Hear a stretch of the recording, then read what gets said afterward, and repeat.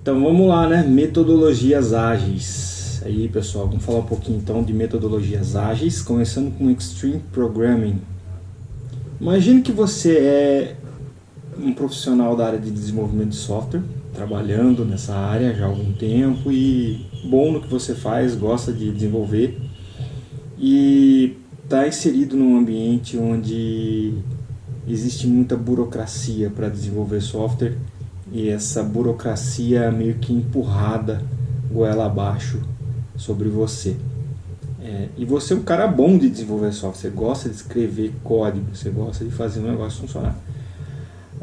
Você começa a perceber que grande parte do tempo dedicado ao desenvolvimento de software ele acaba sendo gasto em atividades burocráticas, né, em atividades que não são diretamente escrever código funcionando. E você gosta de escrever código funcionando. Então, no final da década de 80 e início da década de 90, era basicamente esse o cenário. Existia uma pressão para que se usassem processos de desenvolvimento dirigidos a plano, né? Então você tem um planejamento do que vai ser feito e vai executando o que vai ser feito. E isso começa desde lá da década de 70 com o Waterfall, né, o cascata, e depois na década de 80 com os interativos, incremental, aí até chegar no RUP, né? Mas todos eles tinham essa pegada de ter planejamento, de ter requisitos, de ter projeto modelado e tal, aí desenvolver e tal, então muito dirigido a plano. No final então da década de 90, início dos anos 2000, o pessoal que estava forte trabalhando em desenvolvimento começou a achar que isso não estava legal, né? Os projetos em geral atrasavam, era muita coisa de modelos para ser desenvolvido, o código demorava muito para ser implementado, quando era implementado o cliente nem sempre estava satisfeito, né? Os desenvolvedores tinham que trabalhar muito mais de 40 horas por semana para conseguir entregar os projetos no prazo, e essa pressão gerou muita insatisfação. Então um grupo de desenvolvedores que atuavam bastante na época se encontraram durante um congresso e começaram a discutir essa questão e acabaram gerando o que se conhece hoje como manifesto ágil. Então eles começaram a discutir coisas que deveriam ser alteradas na forma como se desenvolvia software na época, gerando uma série de processos de desenvolvimento conhecidos como processos ágeis. E aí surgiram alguns. Os mais conhecidos a gente vai discutir um pouco. Primeiro é o Extreme Programming, que a gente vai falar hoje. E na sequência a gente vai falar do Scrum.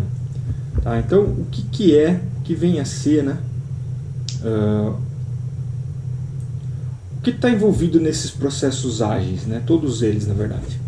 Então, a primeira coisa é que eles tentam valorizar a pessoa, o desenvolvedor, o indivíduo, né, e as interações entre esses indivíduos, ao invés de processos muito burocráticos e ferramentas. Tá? Então, o foco é no indivíduo. Você também dá mais ênfase em ter código funcionando, software funcionando, do que uma documentação muito abrangente. Ter bastante foco na colaboração com o cliente, manter o cliente próximo do desenvolvimento, e não ter medo de mudanças, né? Trabalhar com a mudança, internalizar a mudança como parte do seu processo e deixar as coisas flexíveis para que as mudanças possam ocorrer. Então, de forma geral, todos os processos de desenvolvimento têm esses princípios básicos. Mas e o XP propriamente dito? Então, o XP surgiu no início dos anos 2000, proposto por um cara chamado Kent Beck, que fez parte daquele grupo que gerou o Manifesto Ágil e tal. E o XP ele tem esse nome, né? Ele vem de Extreme Programming. Então a ideia é que as práticas consideradas boas no desenvolvimento de software seriam levadas ao extremo. Então o que tiver bom, o que estiver funcionando, a gente leva ao extremo. Tá? Então essa que é a ideia por trás do XP. E ele tem algumas características bem específicas, né? Sim, vamos lá, quais são elas, né? Então, ele também tem uma questão do planejamento incremental. Então, você tem requisitos que são registrados em cartõezinhos, né, com uma descrição do que é aquele requisito, eles chamam de histórias. Então, você registra essas histórias, em geral são discutidas, vem do cliente, óbvio, né, e geram essa representação em forma de histórias. E aí você desenvolve de maneira incremental, soltando pequenos releases, um de cada vez, assim, né? E aí interagindo com o cliente para que ele avalie aquilo. Você deixar as coisas o mais simples possível, né, sem grandes soluções diferentes, até porque você deve prever que vai ter mudança. Então não adianta você fazer uma coisa super elaborada e depois ter que mudar. Bom, desenvolvimento test first, né? Então o famoso TDD, que é você primeiro escrever os testes e depois escrever o código que passe naqueles testes. Então isso é uma prática importante no XP. A questão da refatoração, então você faz funcionar primeiro e depois você melhora. A programação em pares, tá? Então a ideia por trás do XP é que o código que vai ser desenvolvido, ele sempre vai ser desenvolvido por duas pessoas ao mesmo tempo.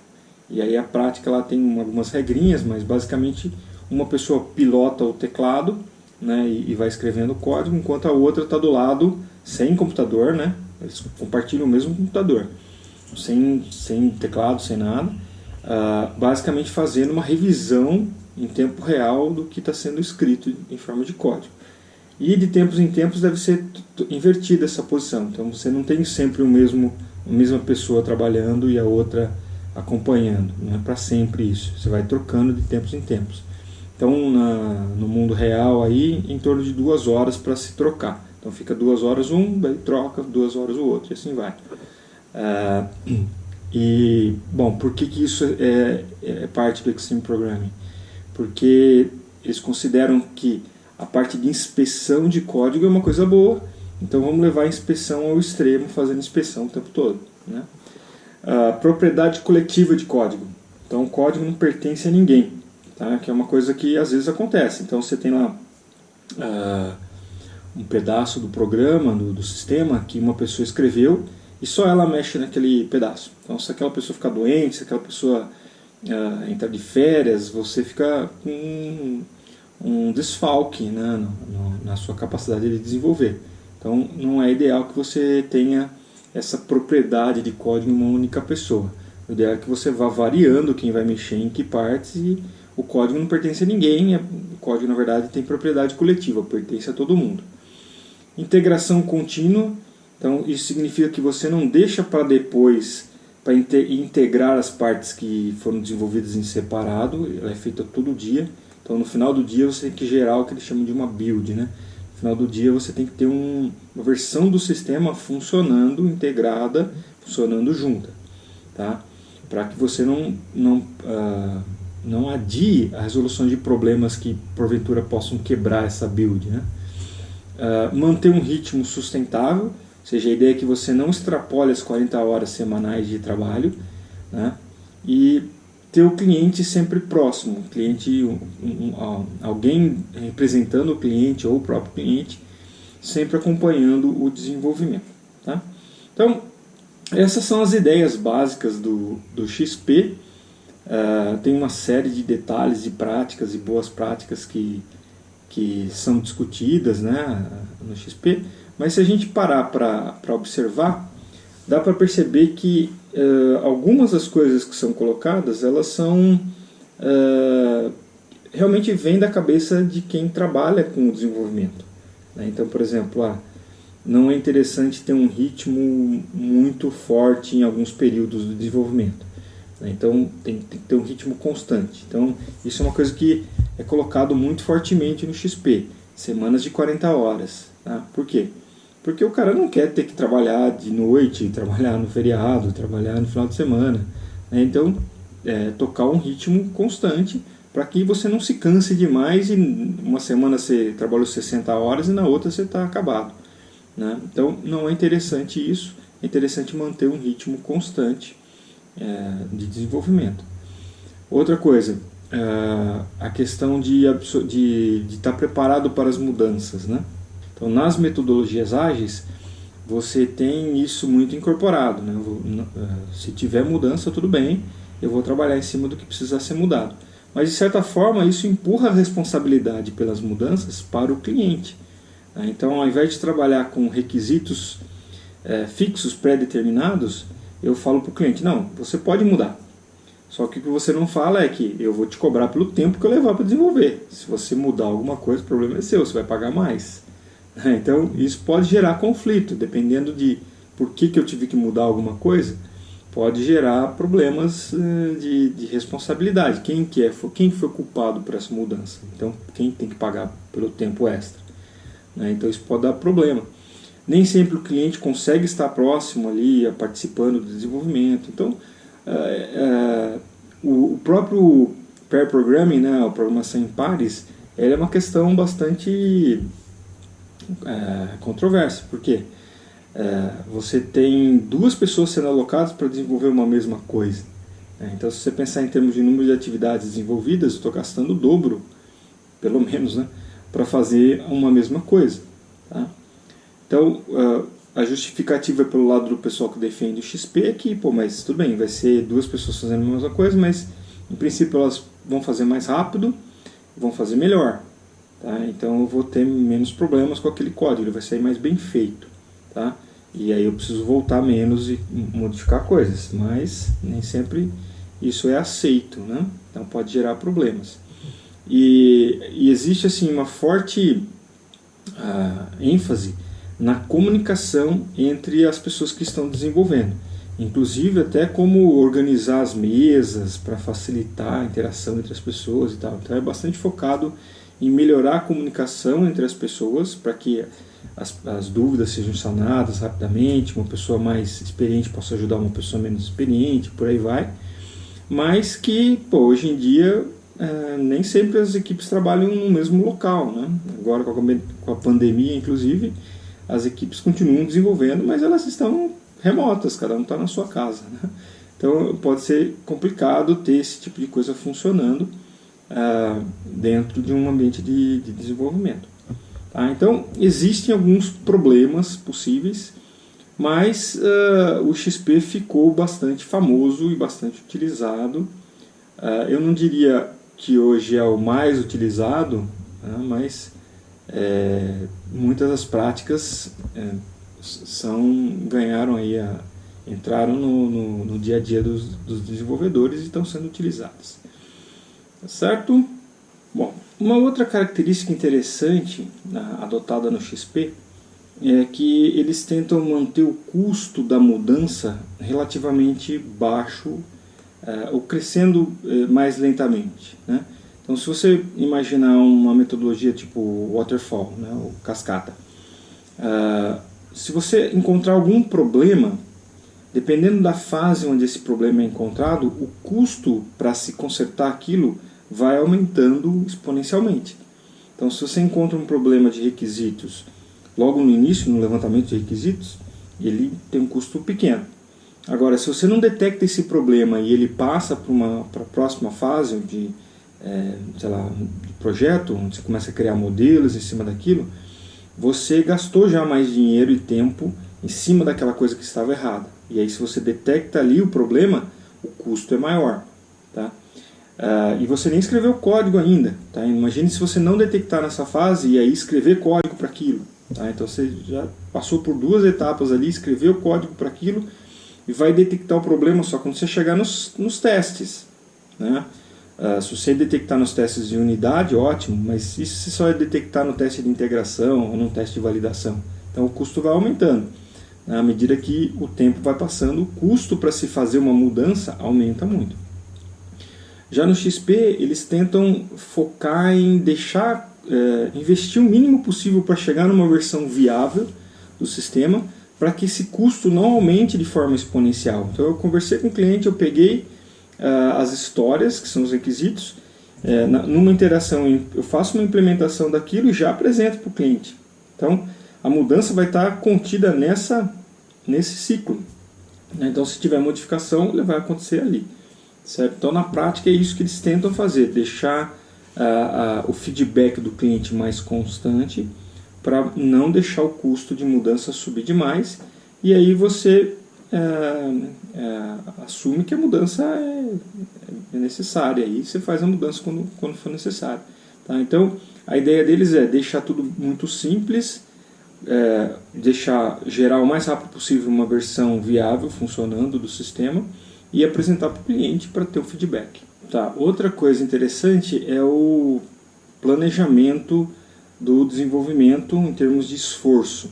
Tá? Então, antes de sair desenvolvendo alguma coisa, é feita uma discussão sobre qual vai ser a complexidade, né, o esforço necessário para implementar uma história.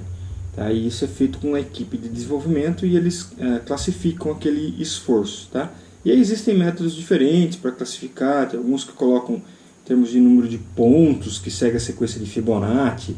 Então uma história pode ter 1 ponto, 2 pontos, 3 pontos, 5 pontos e aí por diante, né?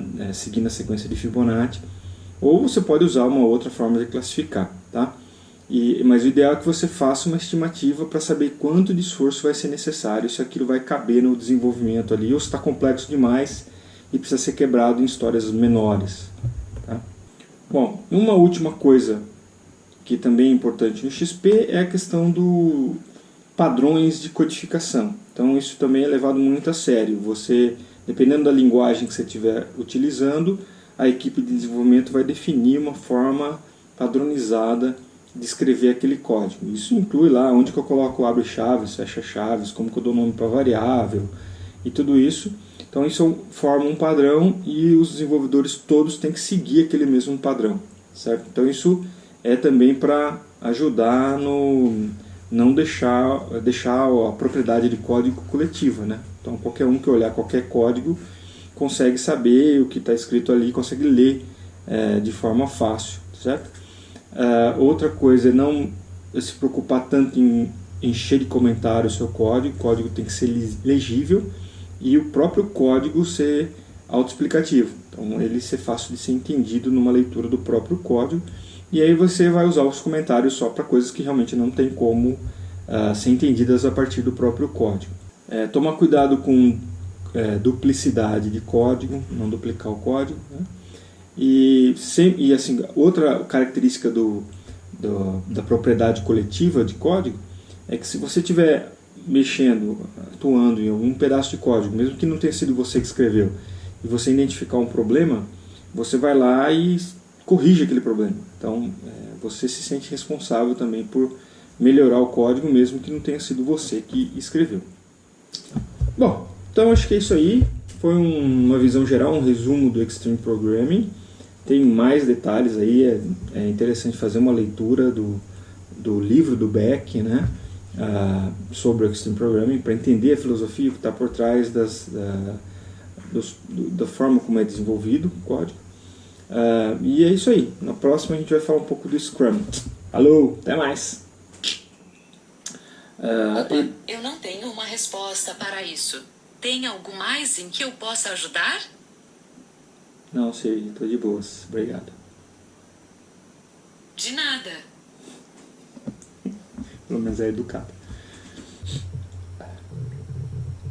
Dá vontade de espirrar.